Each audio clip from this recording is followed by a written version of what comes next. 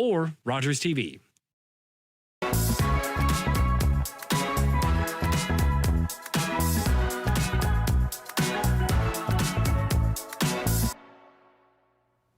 Welcome to Modern Business, the show that bridges the gap between the viewer and the entrepreneur or market maker.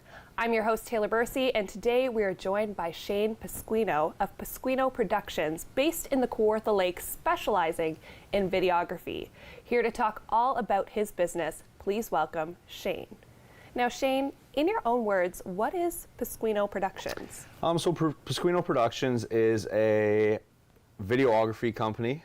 We specialize mainly in weddings, but since then we branched out into real estate, small business, larger business, municipality work, kind of drone work, anything, all of the above branched into, my business. But yeah, I would say weddings is kind of our bread and butter and where we started and kind of where we do most of our work. But yeah, we definitely branch out into everything I just mentioned. Very cool. Anything that requires a video, you can do it. Yep. I like to say, because some people aren't very, knowledgeable with video and videography. And I like to tell people anything that you might be getting photos for, you can get video for. So, people get engagement photos and they don't think of engagement video. But we do that. So, and real estate too, real estate photos, but video is becoming more popular for real estate agents. So yeah, anything that you can do a photo, you can do a video.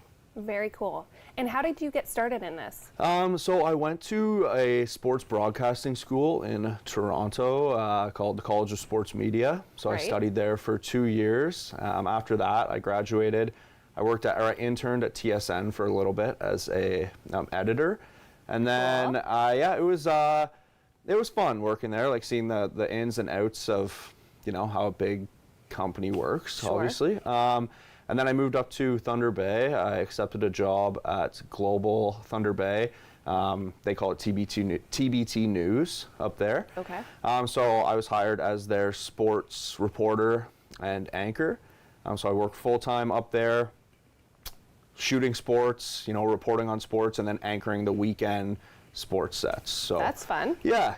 And then it's such a small station up there that we didn't have our own cameraman, camerawomen.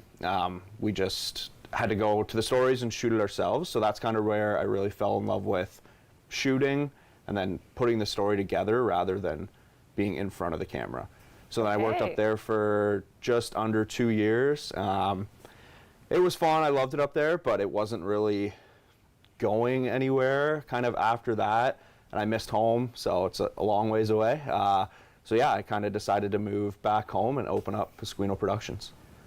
That's interesting because oftentimes you see the opposite of that, right? Somebody's behind the camera, they think that's where they want to be, and then they transition to in front of the camera, whereas you've done it in the reverse. Yeah. So bring us back to that moment where you decided, okay, I'm going to move home and open my own production studio. Did you have a plan? Did you even know how to do that? Not really. I remember when I told my boss that I was leaving the station in Thunder Bay, he told me that it wouldn't work. I told him what I was going to do, like open up my own kind of production company, and he said it wouldn't work and that I would never be able to get back into the industry.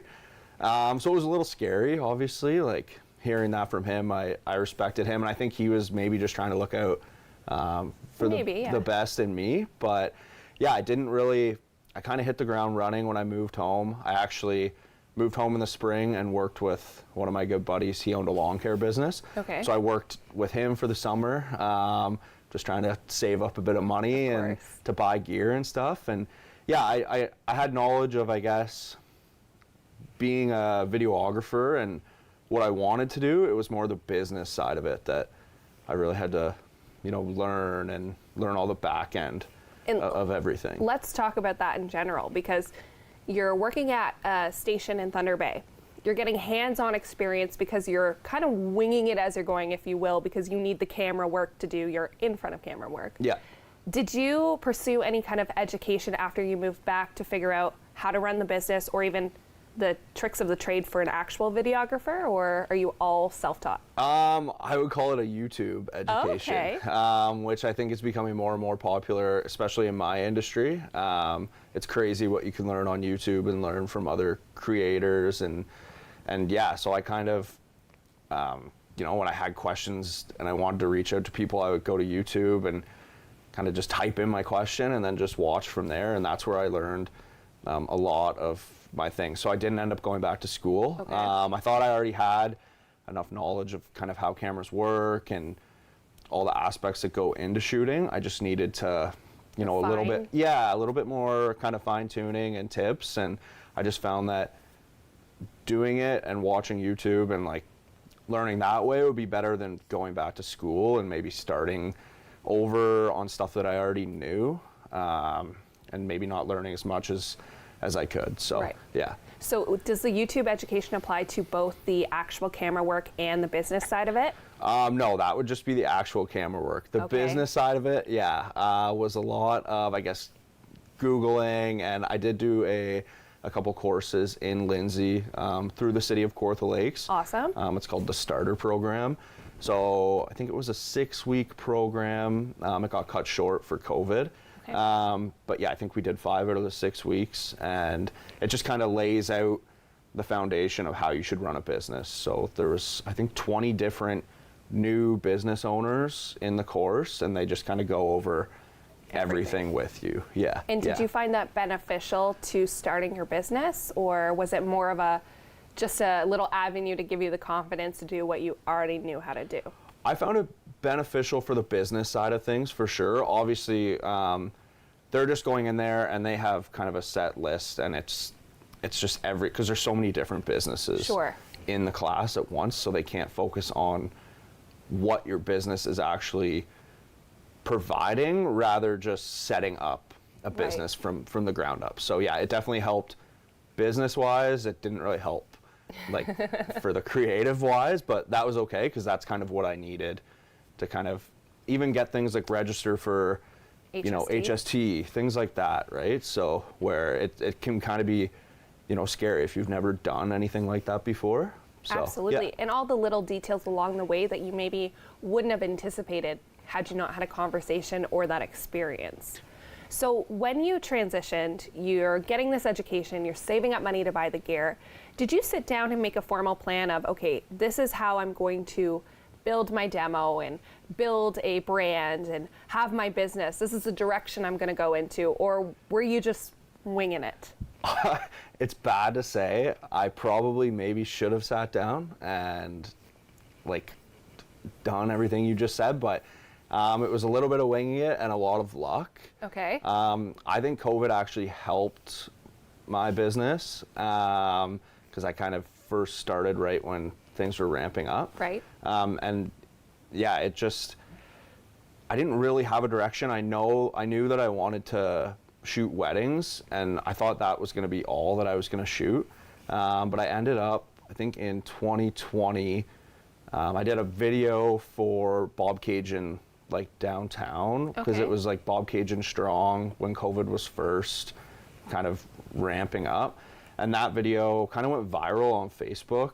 And then from there, like businesses started reaching out, real estate agents started reaching out, and it kind of blew up like the other side of my business I didn't even know I was gonna have. So now I kind of have like real estate, small businesses, along with weddings, I guess, 4 years later. It helped you diversify. Yeah, or it kind of pushed you to, I guess. Yeah, like I didn't expect to come home and film, you know, like real estate. That I didn't really know anything about that side of like videography and a bit of photography. I thought it was just gonna be mainly, you know, shoot a wedding on the weekend, edit it, shoot another wedding, edit it. But yeah, it kind of put me in all different directions. So, and I didn't plan any of that. It literally all came from that one video that I shot. And why do you think you initially targeted weddings? Because it was the easiest, or you had an interest in it? Yeah, I always kind of liked watching wedding videos more for the story. Like I like to tell, with my couples, I like to try and include the speeches, include parts of, you know, the ceremony to try and tell their story throughout the day. Cool. So I always like that aspect of it. And I think, especially around the Kawarthas and the Durham region, it's still a bit of a niche. Like photography is obviously booming and there's a lot of great photographers out there, but there isn't as many videographers out there. Right. So I kind of saw that there was a need for that in our area and kind of targeted that. Makes sense. Yeah. And so you see the need, you start with the idea that you're going to be in weddings. How did you build up your, I guess, demo reel to then get business? Did you have a strategy for how you were going to do that? I did have a bit of a strategy for that. So the first wedding I ever shot was in September of 2019. And from there, I did a teaser and a full wedding video for the couple. Okay. And I pumped out a lot of it on Facebook with ads and Instagram with ads as well. And I found that that's been a great tool for me, social media wise. I don't really have like a reel for weddings. I just have like my Instagram page and my Facebook and my YouTube. And I found that social media has kind of helped me get my content out there, and it's helping fuel you forward. Exactly. Yeah.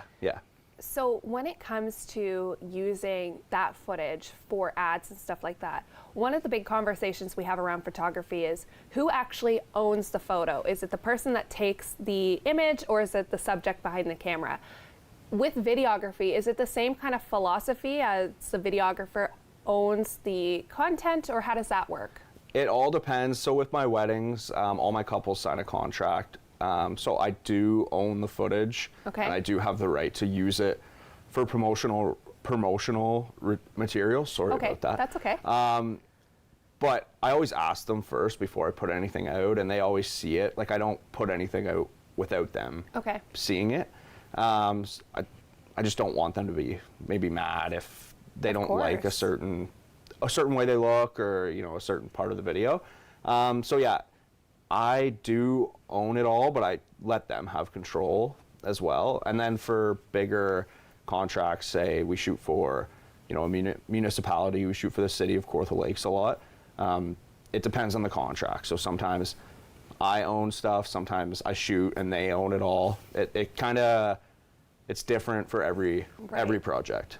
And how did you figure out the pricing structure for that? Did you have any idea of how you were going to set that out? No, I didn't, and it's still something that I wouldn't say struggle, but I still work on my pricing a lot.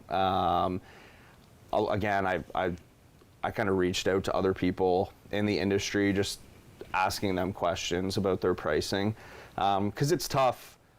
I've never been a business owner before, and it's not something, like, I'm not married, so I never had to plan a wedding, so I don't know how much, you know, stuff like this cost, or like hourly rates or anything like that. So I kind of just started at what I felt was fair for what I was giving, you know, a business or couples, and now I kind of have it a bit more down to a science, so to say. But yeah, prices obviously, you know, every year things fluctuate. So yeah, it's kind of,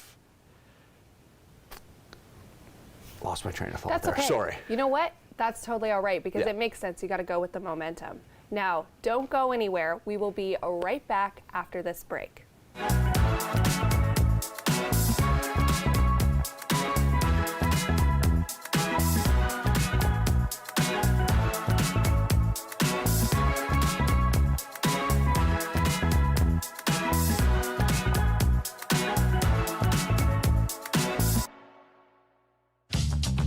This program is brought to you by Ignite TV. Now you're in command. Visit Rogers.com for more details.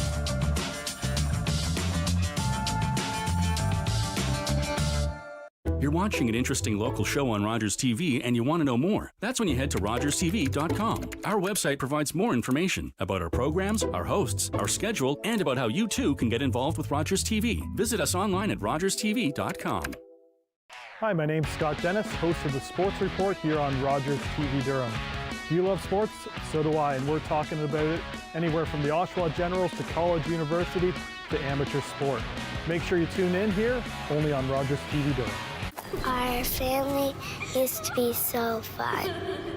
Now my brother takes care of me. I miss Mom and Dad being around more. Mom says things are going to get better.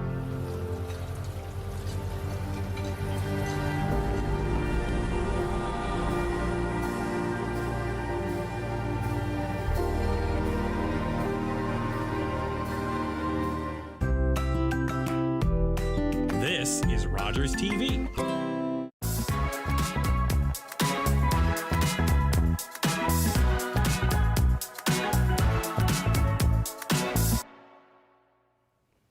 Welcome back to Modern Business, the show that bridges the gap between the viewer and the entrepreneur or market maker. Today we are joined by Shayne Pasquino of Pasquino Productions. Now Shayne, before we left off for the break, we were talking about figuring out your pricing structure, and you were saying that you're organically figuring it out as you go. So you're bringing in, obviously, new leads to create these videos to then pump them out to the world. When you first started, what did you do to attract leads and get the business? I tried to be different in, I guess, how we shot and what content we produce. Just, I wanted people to watch the videos and then say, I would like something like that for myself. Right. Whether it's a wedding or, you know, a business, or they're selling their house with a real estate video. I kind of wanted to connect them to make them feel like I could see myself with something like that. So I guess the way we kind of produced the content and then pushed it out kind of attracted more people to then, you know, contact me for gigs. So when you speak about pushing out, what are you pushing out on? So we're using, I would say Instagram's our #1 tool. Okay. A lot of our reels, like sometimes we put out, you know, a 10 to 15 second wedding reel, and we can get up to 15,000 Wow. views, which it's crazy to think, even if you get a couple hundred views, I always think of it as if you're in a room with a couple hundred people seeing, you know, what you're doing, what you're producing, what you're trying to sell, Right. essentially, that would be awesome. So even when it gets into the thousands, that's kind of how I think. If I was in a room with 1,000 people, they're seeing this. Sometimes it's hard because there's a disconnect, because you don't see those people Of watching course. your content, but that's kind of how I look at it. So Instagram's definitely been our biggest tool, and then I have our website linked right into our Instagram, and Okay. people usually reach out right through there. And how early on in the process did you make the website? That was like the #1 thing I did, actually. Okay. One of my younger brother's buddies does a bit of web design, so I got him to create the website for us, and then I had the website before we launched the business. I Okay. just wanted to be able to launch the business with the website all ready to go. And that's interesting, because one thing I'm finding interviewing younger entrepreneurs is a lot of them are starting their businesses on Instagram, and then when they feel like they've taken off, they launch a website. So do you remember what drove you to have the website? Did you feel that it was just important, or? I think just it was a good place for people to reach out to me, and then the website all comes back to my phone. There's an app on my phone, so when people reach out through the website, it goes right to my phone, and I just felt it was a better way, instead of using Instagram DMs or Facebook DMs, which we still do use Sure. as well, but the website kind of keeps it a bit cleaner, and if someone is asking for some of our work, I'll link them to the website, which then has all the links to our social media as well. So it kind of, the website feeds back to all of our socials, whether it's YouTube, Facebook, or Instagram. Okay, so primarily website and Instagram, those are your main lead generators. And Yeah. then after that, would you say that it's all word of mouth from people who have either worked for you or with you, or sent your video out? Yeah, I think word of mouth is huge. Every year we get, I'd say now, kind of the fall leading up into Christmas time is when we get a lot of our wedding bookings. And we'll have people reach out and they'll say, oh, you shot so-and-so's wedding last year. I was there. Like, I watched how you worked with the couple and things like Right. that. Or I heard from my friends that they were at a wedding and you were really great kind of things like that. So word of mouth is definitely huge in a business like mine. Interesting. And speaking of people seeing you at weddings and then wanting to hire you and stuff, how is it working with other vendors at those big events? Do you find yourself working with the photographer and the florist and all that to cultivate the mood for your videos, or how does that relationship work? You definitely have to work with the other vendors. I like to think of it as you're one big team for the day, whether you've worked with them before or you're just meeting them there that morning, because it all comes back to the couple. You want the couple to have, you know, the best day they can possibly have. And if you're butting heads with another vendor, it's not taking away from what you're doing or what the other vendor's doing. It's ultimately taking away from the couple.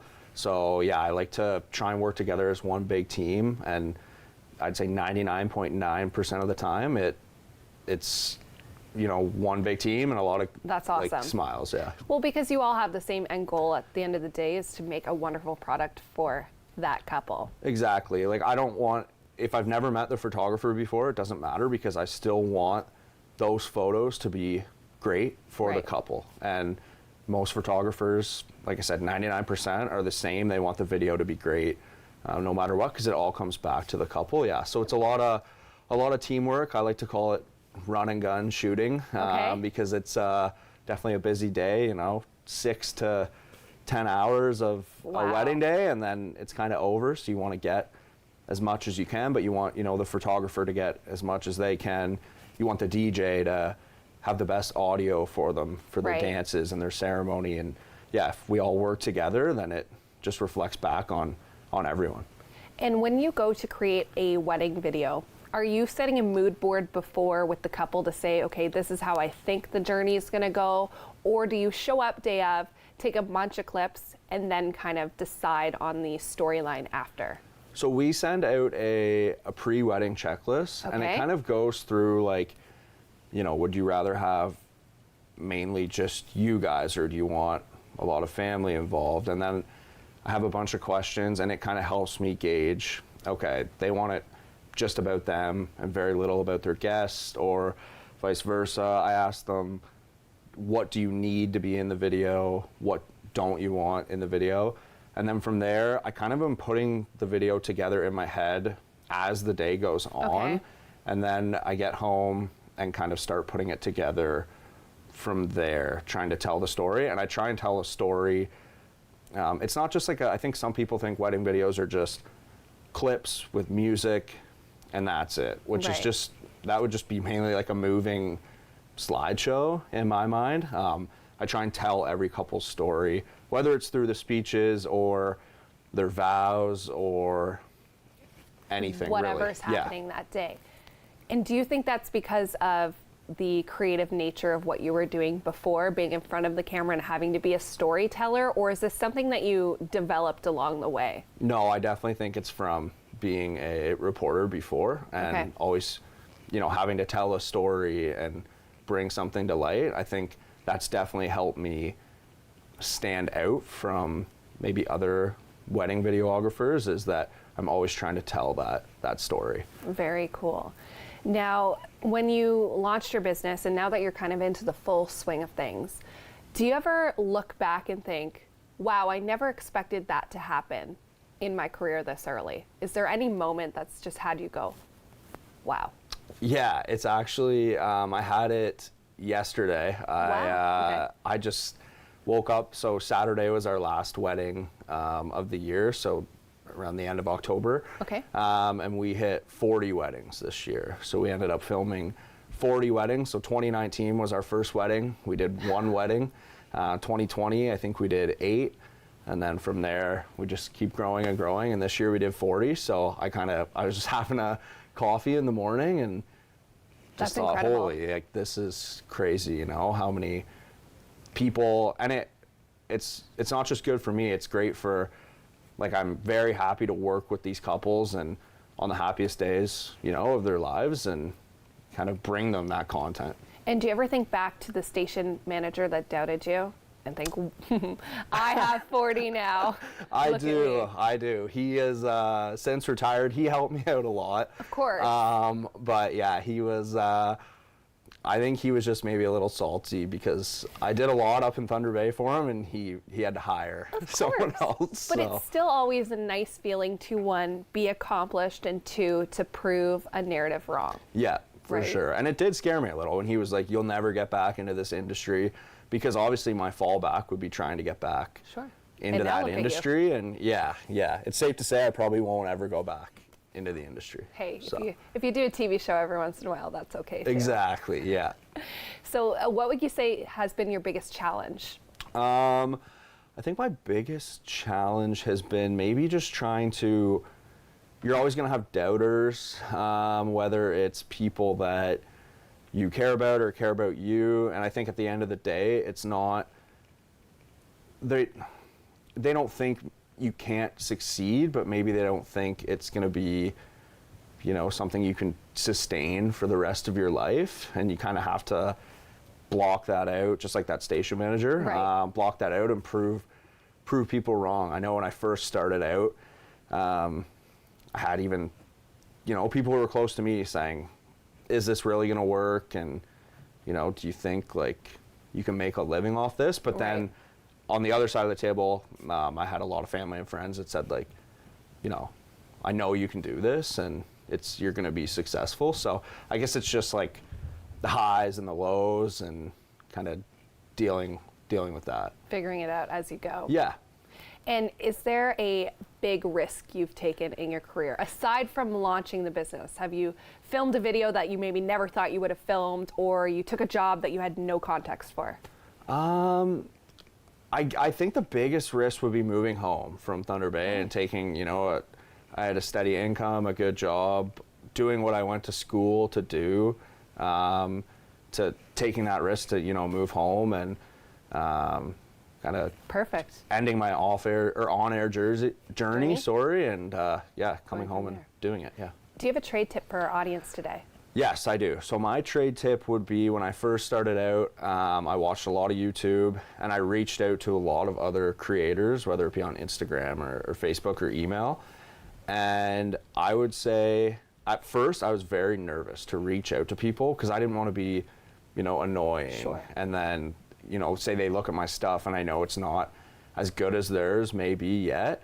But everyone I reached out to was always more than happy to help me out with questions. And it really helped kind of elevate my business. And now I have, younger videographers reaching out to me with those Perfect. same questions. And I love that. I love getting emails, Instagram Awesome. DMs, and I love being able to answer their questions. That's great. Shayne, thank you so much for joining me today. This has been another edition of Modern Business. I'm your host, Taylor Bursey, and we'll be back next time.